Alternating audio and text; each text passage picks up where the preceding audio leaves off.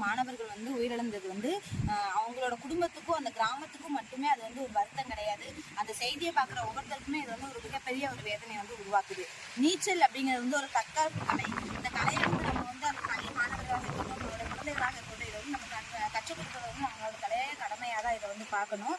ஏன் அப்படின்னா இப்போ கடந்த 20 வருஷத்துக்கு அப்புறம் பிறக்கிற அந்த குழந்தைங்க தான் பார்த்தீங்கன்னா நகரத்துல பிறகுது. அதுக்கு முன்னக்கூட்டி இருக்க எல்லாருமே கிராமத்து வாழ்க்கையோட ஒன்றி தான் வாழ்ந்துகிட்டு இருந்தாங்க. இப்போ நிறைய குழந்தைங்க நீர்ல மூழ்கி இறக்குறாங்க. ஆனா அவங்களோட அம்மா அப்பாவை பார்த்தீங்கன்னா கண்டிப்பா கிராமத்துல தான் இருந்திருப்பாங்க. நீங்க என்ன பண்ணணும்னா, ஒரு மாசம் லீவ் விடுறாங்க, காலாண்டு லீவ் விடுறாங்க, அரையாண்டு லீவ் விடுறாங்கன்னா உடனே ஊட்டி கொடைக்கானல்னு அங்க சுற்றுலா கூட்டு போறீங்க.